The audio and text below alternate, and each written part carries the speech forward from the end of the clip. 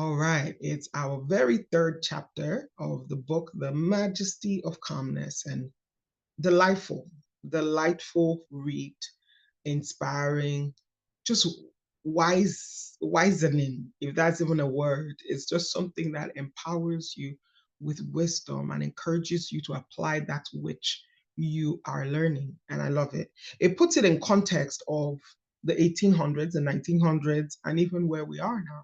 The power of personal influence. As far back as then, people have been thinking, but what people haven't realized as much is that their thoughts are also radiating. Just before we got started on this, Ogo, you were giving some feedback, and Ogo, you said, um, man is always radiating. And that is a key quote in this book, as you come to realize. We are always radiating. And when we studied our last chapter, in fact, it's been 3 chapters so far. The first chapter is the Majesty of Calmness, making a case for calmness and stating how majestic it is. The second chapter talked about hurry, which is a scourge of modern society, the external influence that is kind of making you do hurry and not really have the time or the agency to not only decide when to act, but also tells you how exactly you should act. And we talked about how that impacts on us, how that makes us compare, how that makes us rush. We talked about that. External influence, the power of external influence to carry us at a pace in a direction we don't necessarily want. The third chapter, the power of personal influence, is going to be talking about what is that thing within that we're giving out without. And are we aware? Are we aware? Hello, Judith and Yinke. Welcome in the room. So this one, I want to first of all challenge you. Again, the way we do this, we read from the book and then we share. And I draw some insights as well, but we always share and be ready to do that. As a man thinketh, so is he. As a man thinketh. Isn't that interesting? Your thoughts will eventually radiate outward. So sometimes, even if you say you're thinking good thoughts, but you're coming across as something else, are you really, really sure it's only good thoughts you're thinking? Because what is that thing you're radiating? You will inevitably radiate that which is within. So are you aware? Are you aware? Are you aware? To what extent are you aware what your influence is? When you come into a room or even amongst your friends, how have they described you? And let me hear something about that. What is a way that people have normally, whether for good or for bad, how have they described you? What is something that you've made? Oh, Ele, when you walk into a room, this is something that happens, or whenever we converse, or whenever I'm around you. So let me hear from you all. What influence do you wield? Oh, God, let's start from you. So for me, yeah, funny. The one of the big ones for me is calm. They always say, when you come in with such calmness, and everybody feels calm, and everybody feels like there's going to be a solution. So there's that feedback of, you know how to find a way out. You're someone that you just stay calm and you help us figure out a solution when there's a challenge or there's a tumultuous sort of situation. So that the calmness is the thing that comes across most times when people give me that feedback. That's amazing. Huh? Some of us were the ginger. All right, let me hear from another person.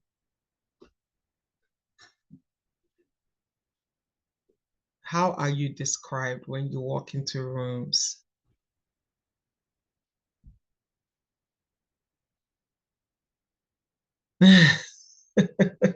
Julie says she's present for ginger. Isn't that true? I love it. And again, as we're studying this book, you find out that calmness isn't only the disposition, it is really the congruence with yourself, your thoughts, and just how you carry that royalty that is called you. Okay. So the power of personal influence. Can I come in? Yes, please. Sorry, I couldn't find where to raise my. You don't have to, just unmute. Okay, so for me, I think, so this, I don't know if this is probably negative, I don't know how they see it, but sometimes I find that when I go to places, people quickly adjust themselves. they will see, if I say I'm coming to your place, if it was scattered. So sometimes to me, I don't know if it connotes fear. There's just, I don't want Judy's wahala. They, even their own personal self. What did you say? Who spoke? Okay, I think somebody unmuted. Yeah, but carry on. So Judy, in this verse that's unmuted, what she's saying is so true. I feel that way anytime she says she's coming. Okay, I love that. In fact, we have corroborating, yes, accounts. So Judith, finish. Let me hear you. Okay, so sometimes I feel like it's from a place of fear. I'm not sure. I'm just trying to balance, because so if you were to think that it was a good thing, what would you deduce? I would just think that people know that, okay, when Judith is here, there are no half measures. She would like you to do things properly. She would like you to show up in everything properly. So that's, if I think it's positive, because I think that's the influence. So even if they were lax and they now know I was coming, Judy would not like me to see me in this position. So I quickly adjust. Okay. So I thank you for making me see it in that light. Because sometimes I kind of worry that, okay, am I being a terror? You know, like, yes, it's a bit. All right. No, so good. I mean, we're talking about the power of personal influence. So first of all, knowing how you come across, and it's just like how the Bible says, whoever this stone shall fall on, it shall grind, and whoever it shall fall on it will crush to powder. In fact, I think I've mixed both of them. But it's like the law of polarity. There are two sides of everything. And people will always decide, okay, is this for me, what is this doing to me right now versus what it's not doing? And this is really what we're going to be learning and understanding more today. It's not a bad thing that when you step in, people straighten their shirts. You bring out excellence in people. Imagine couching that language in something positive. Hey, I'm someone who stirs up, who inspires excellence in other people. I cause people to aspire and show up as their highest selves. You see, I love it so much. So this awareness, what we just started talking about, is the awareness of the power of our personal influence. It's the awareness of, first of all, what is going on inside, and how do I show up in the world? Am I even inspiring the same thing that is within? Okay, I have my darling sis in here as well, Ehi Mabo.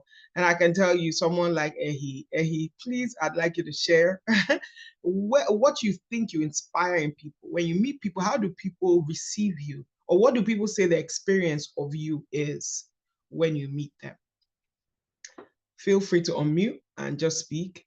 But oh wow, hi Burlington. Okay, I can type. Do you want me to type? No, speak, please. Okay. Oh my God. I just joined in. I don't even know what y'all are talking about, but I know. Start there. But I heard the last bit.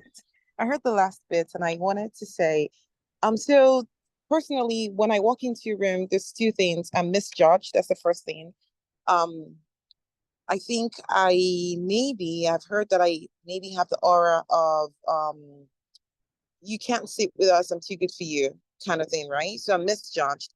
And that used to bother me a lot. But now I'm just asking God that, just help me to not focus on that, and just help me just walk into any room and serve the people that are there. Because I believe that one of my concentrations really is service.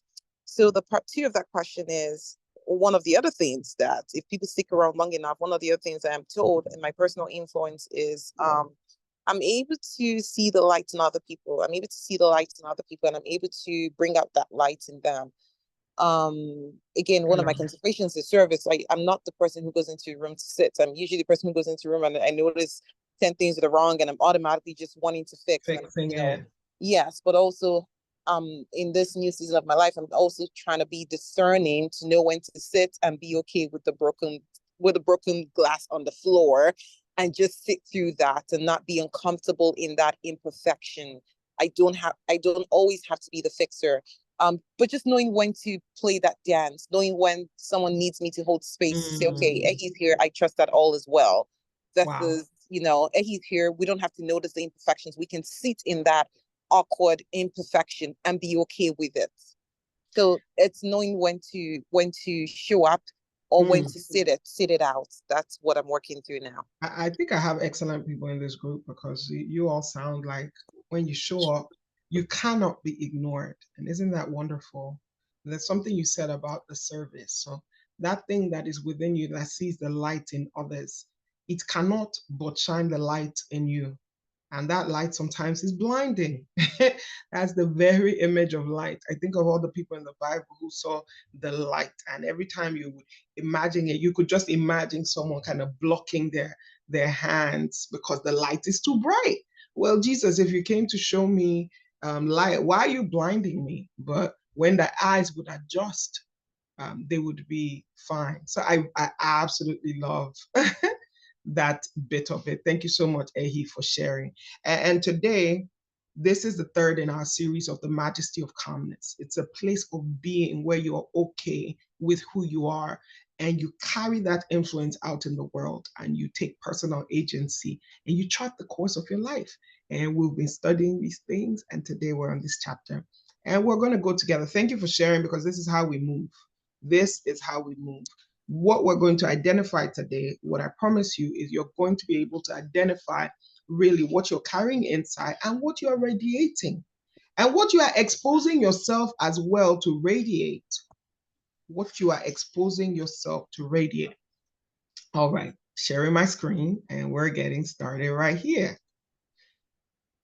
Again, this book was written by William George Jordan. It's called The Majesty of Calmness. When I saw this book and I read it, I absolutely fell in love with it.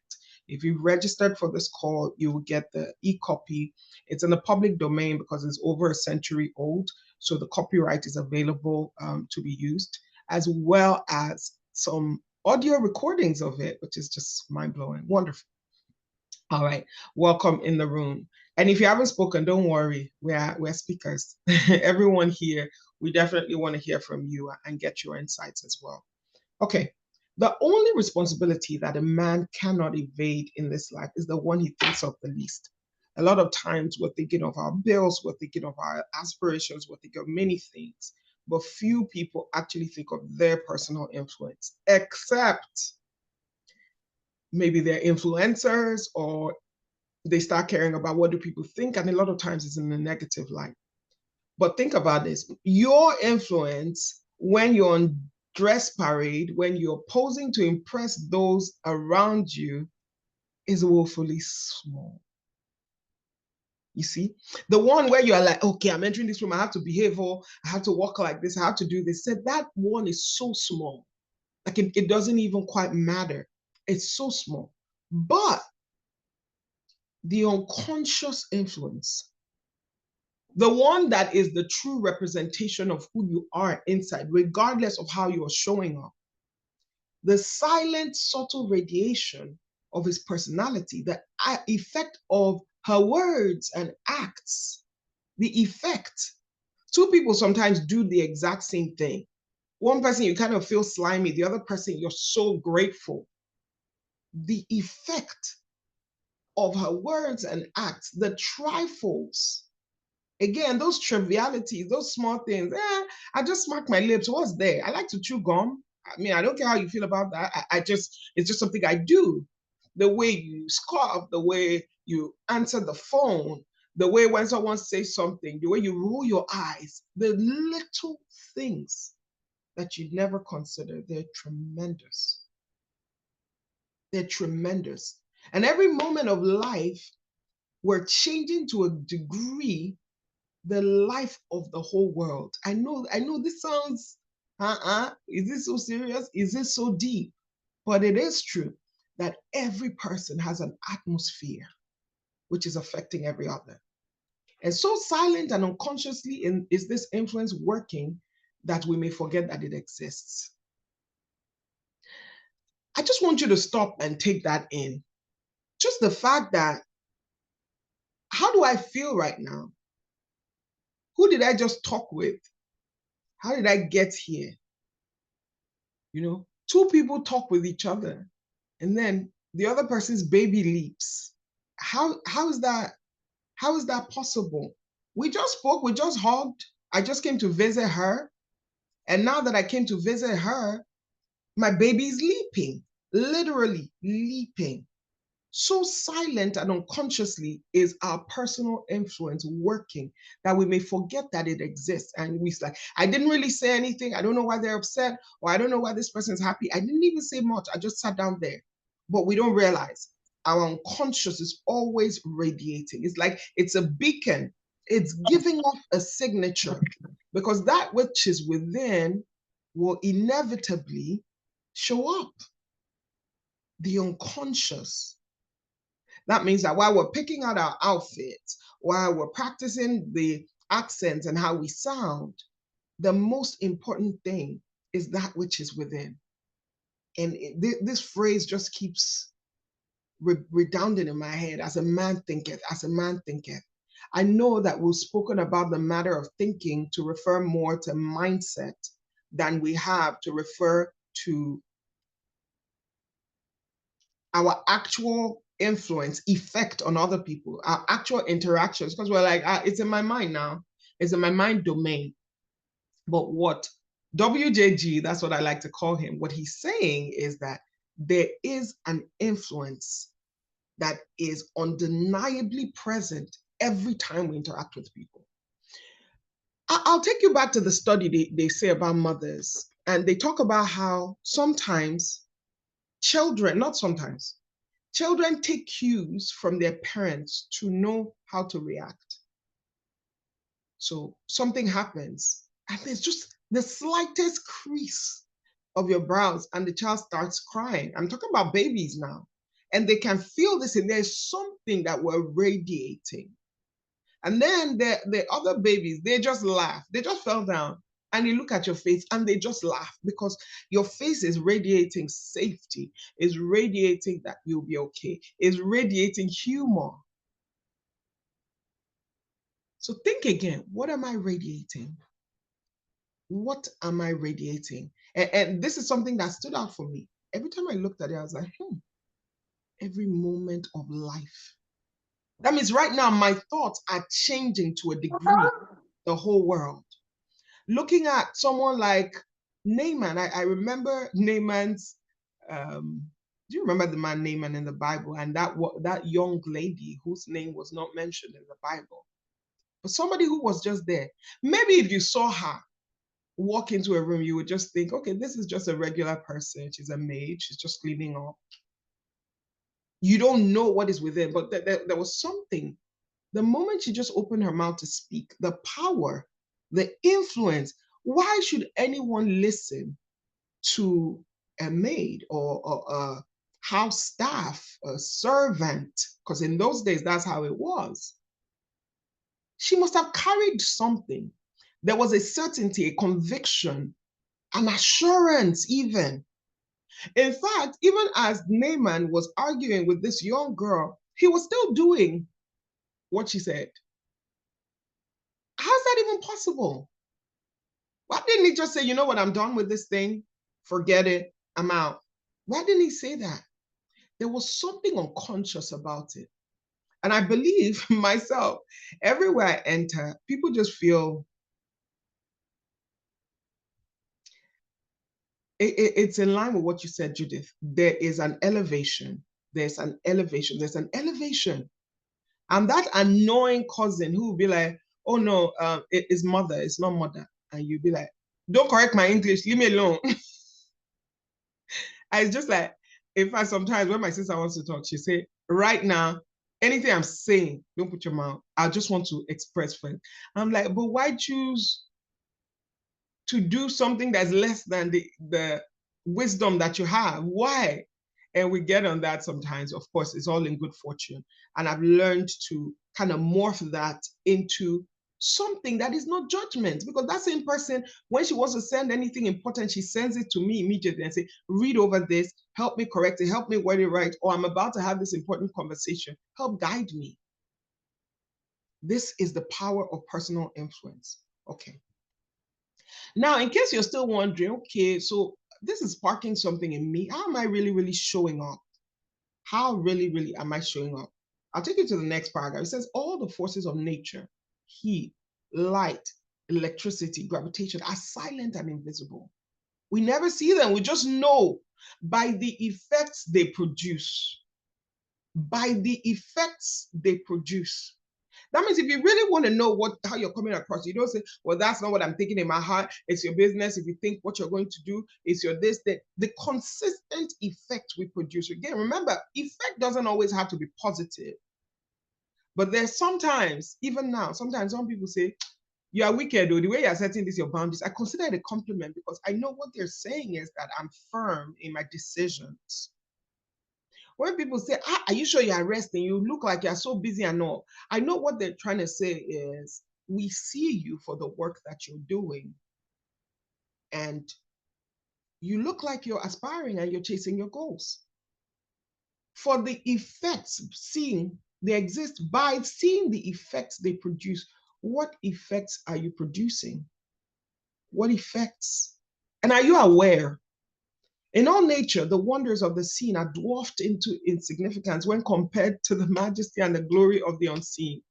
Every time they would say this thing of, there are a trillion cells in our blood, or our body is 70% of water. Some kind of statistics that is just like, you can't really fathom. There is a glory of the unseen that is powering the seen. It's amazing to contemplate. So what is that underlying? Again, remember the refrain, as a man thinketh, because what it is that is inside is what is supplying what is outside. He goes into the sun and all these things. So in 1,000 ways, nature constantly seeks to lead men to a keener and deeper realization of the power and the wonder of the invisible. My. You know, Carl Jung says something. He said that the unconscious, until you make the unconscious conscious, you will just keep living your life and you call it fate. You just be like, that's what happens. I don't know why. I mean, I can't do anything about because I don't even know. Until you make the unconscious conscious. Why do I tense up every time I go into this office? Why is it every time I talk with this person, we end up arguing? Why is it that this was my intention, but it was misread? Why is it this? Till we make the unconscious conscious, it will rule our lives and we will call it fate. And what is fate? Essentially, it was meant to happen. What will be, and that's just it. Think about the complexity of life. Think about the deductions. Think about even the person interpreting your actions. What is going on behind the scenes? What is going on behind the scenes? Hello, Dr. Harry. So good to have you in here. And Dr. Harry just shared a very poignant scripture on this matter. It says, by faith, we see the world called into existence by God's word. What we see created by what we don't see. It is created by what we don't see is even more powerful. So see yourself again. Think of that mast. You just see a mast there and you say network should be good. But literally, when we draw it, if a scientist draws it, when they draw that mast, they draw the beams. They put out the, what do you call it? You see, basically, there are bars that are emitting from this thing to beam all the way right up to your phone. But if we saw all that light, we'll be like, what's happening? Is this a computer game? That is literal representation of the real. Literal representation. Okay. I will go to the next paragraph now. This is seeking for you to pause and think. You know when they say Salah, pause and think. Into the hands of every individual is given a marvelous power for good or for evil. The silent, unconscious, unseen influence of his life. Into the hands of every individual. So it's not that this is how I am. This is what I carry. That's how I show up. It is that it is constantly emitting, whether or not you know it, whether or not you intend for it. What is the one thing you have control over? You have control over what is within. because what is within is what gives out. You can't give what you don't have. What is within? What is within? What is within? You can't calm a baby down if you're not calm. You can't bring peace into your environment if you haven't cultivated the peace within. What is within? The silent, unconscious, unseen by the naked eyes, but very felt, very deduced, very perceived, very seen.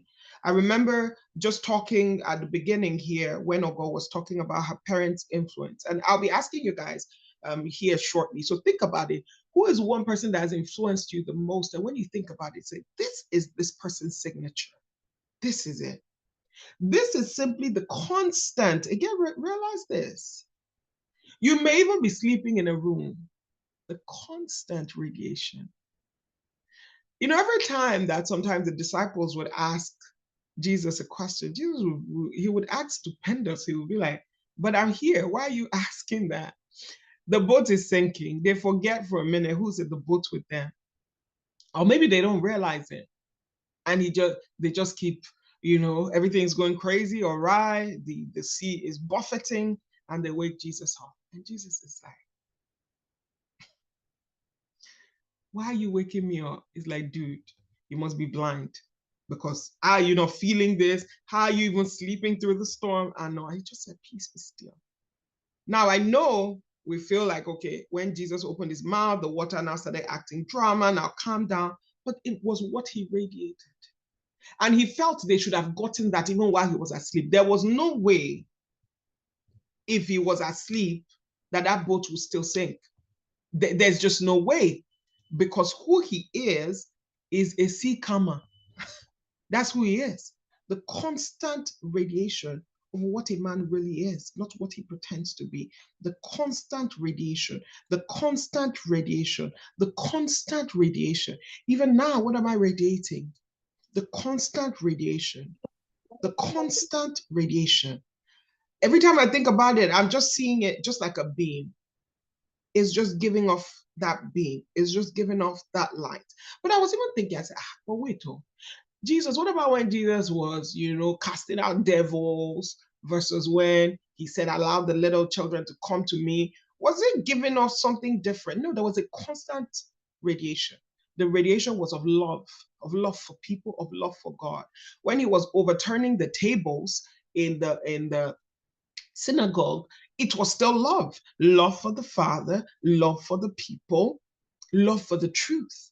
It was still that love, the constant radiation of what a man really is, not what he pretends to be. Every man, by his mere living, is radiating sympathy. Again, I would like you to couch, when you hear this, because this is old English, I'd like you to couch it as empathy or sorrow or morbidness. Literally, you can put every human experience in here and you'll be all right. Or cynicism.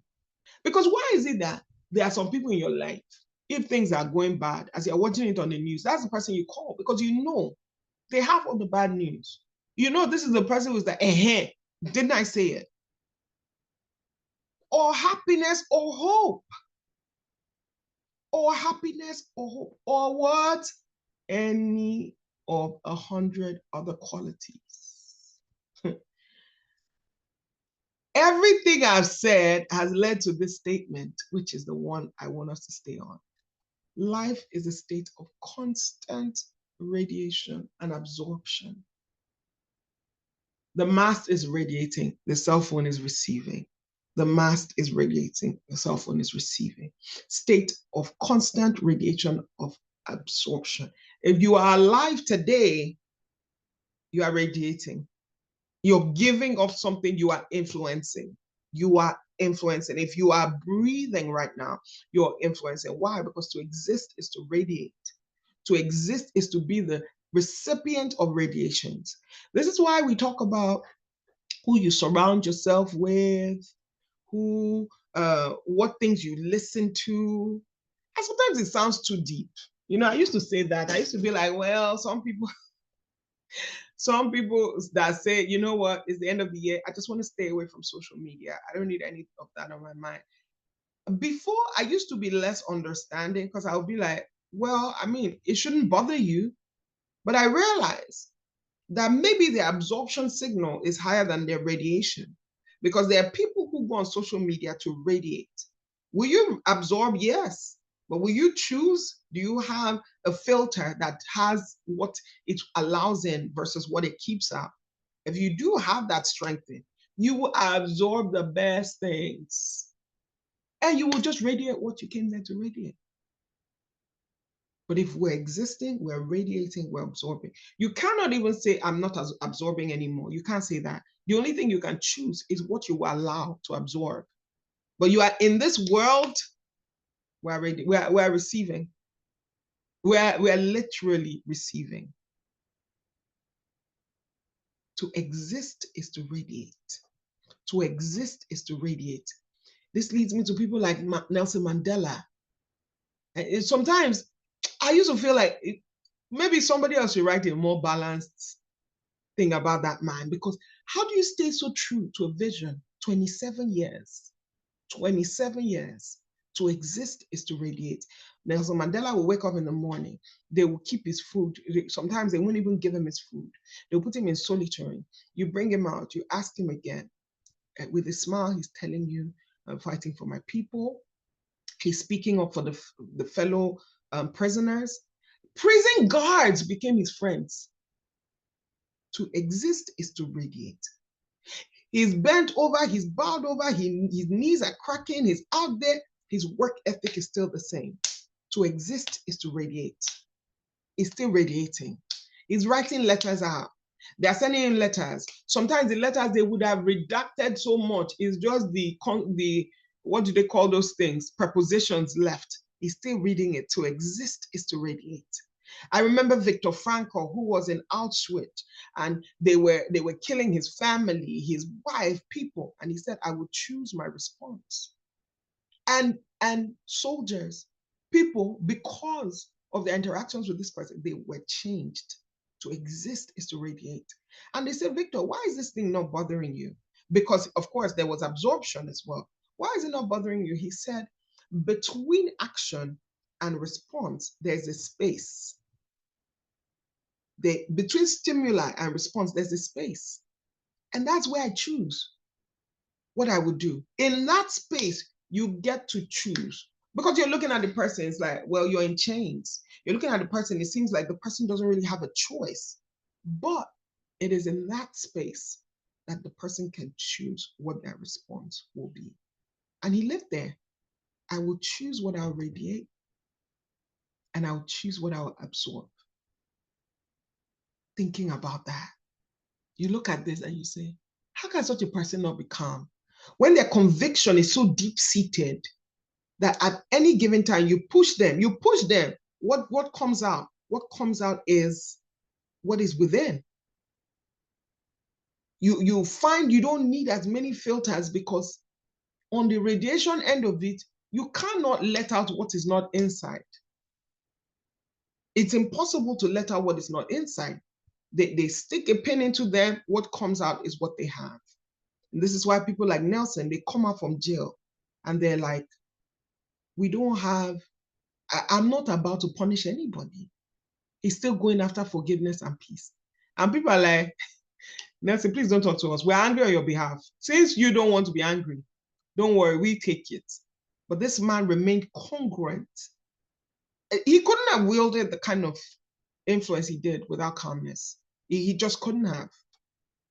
A man unfrazzled, a man unwavering, a man unmoved, a man secure in what he carried and didn't stop radiating. Oh my. And that stood out to me so much. It did.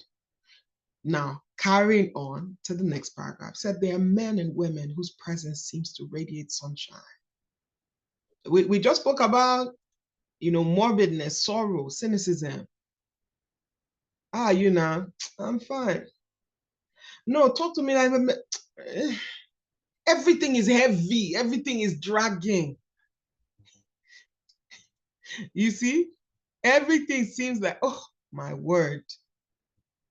But this one, the person is saying there are men and women whose presence seems to radiate sunshine, cheer, and optimism. You feel calmed and rested and restored in a moment to a new and stronger faith in humanity. This just, it could be the janitor. Every time you see them, there's just joy. Somebody else is singing, they may be singing the same song, but this one you can hear the cheer.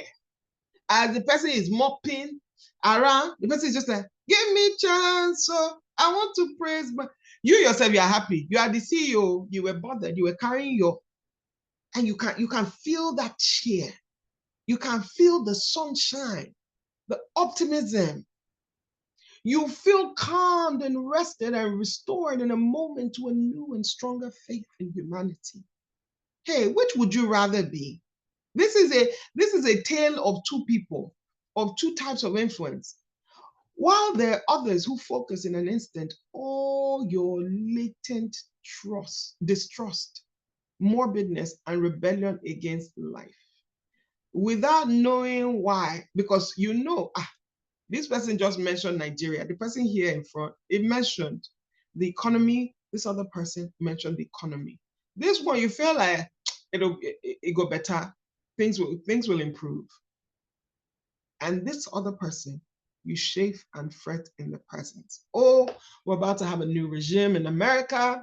This person is talking facts. You feel sunshine. You feel cheer. You feel optimism. The other person, you just feel this life, what's the use? Distrust, morbidness.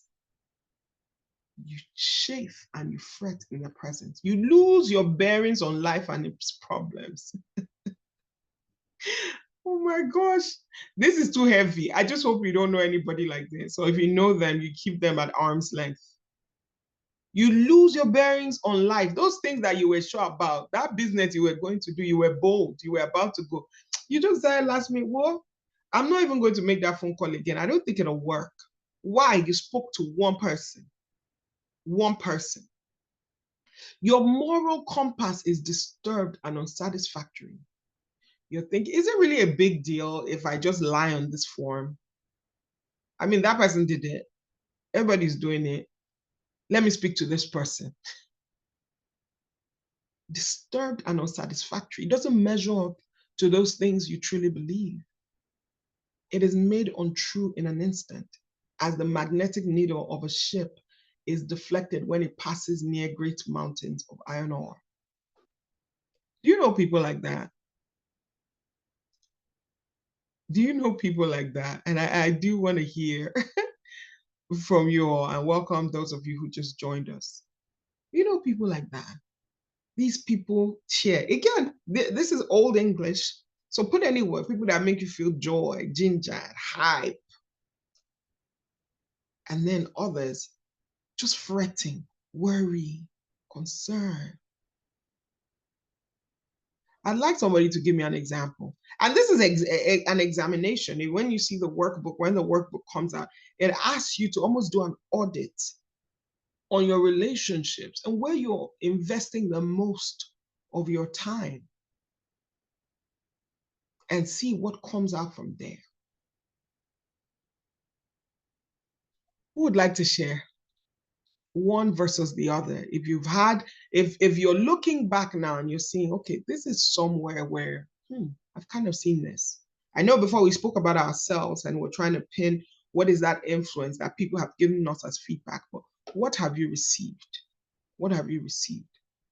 For me, I remember I would tell people, and feel free to unmute when you're ready to speak.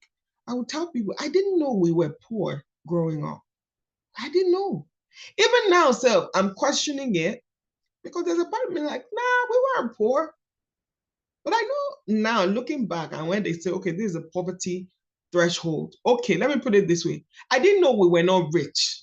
You see, even my mind has given me space for something between poverty and why? Because there was sunshine, there was cheer, there was optimism. There was nothing that we thought that we needed that we didn't have. And then I know people who on paper looks like they're meeting the wealthy threshold, but there is fretting, there is chafing, there's concern in the home, there's amassing, there's an energy that is giving off that we still don't have enough. If we can't do this, we don't have enough. And I celebrate my parents, really, because they didn't do it for us. They did it for themselves.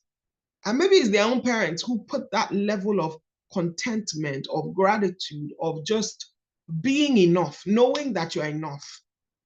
So if I have only one pair of blue jeans, it's not a thought to me that, oh, why don't I have 10? It's like I have one pair of blue jeans. Wow, I have blue jeans. Do you see the gratitude meter? And you see me and you don't know why. You just feel like there's abundance around me. But I have one blue jeans. How is it that when I show up with that one pair of blue jeans, I'm causing people to feel that abundance because I was already enough inside?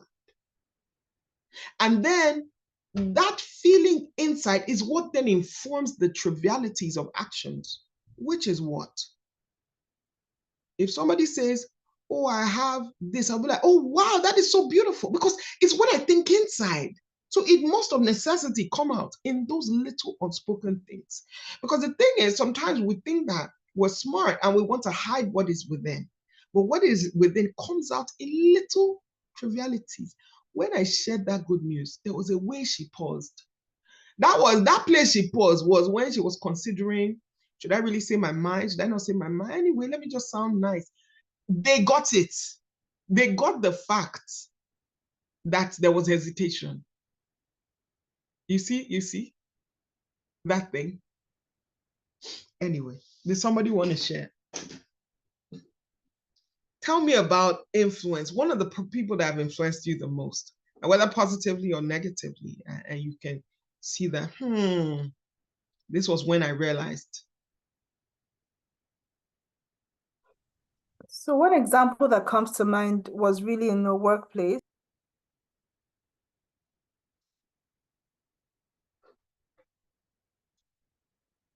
Sorry, Ogo, I think I muted you by mistake. Can you unmute?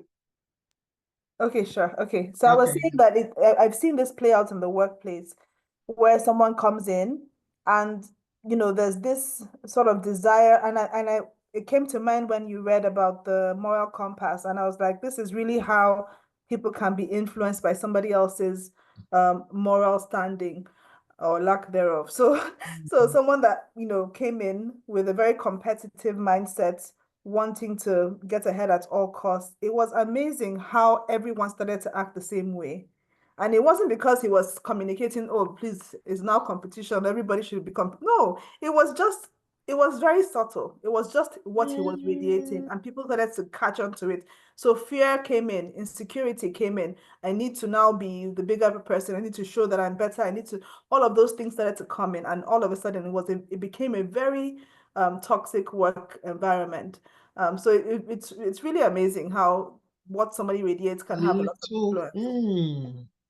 Because of what somebody has radiated and others have absorbed. And imagine that you're not like Viktor Frankl, who has chosen this place of majestic calmness where you can then choose your response. This place where your conviction, you have so refined it that you've aligned it with your faith, with your values. It's very easy to just go the other way. You might even not like what that person is doing and end up doing something that you are not proud of yourself. Do you see the difference? You will end up doing that. Why? Because the influence you have absorbed is producing that within you that even you are not proud of. Thank you for sharing that, oh God. Did somebody else want to share?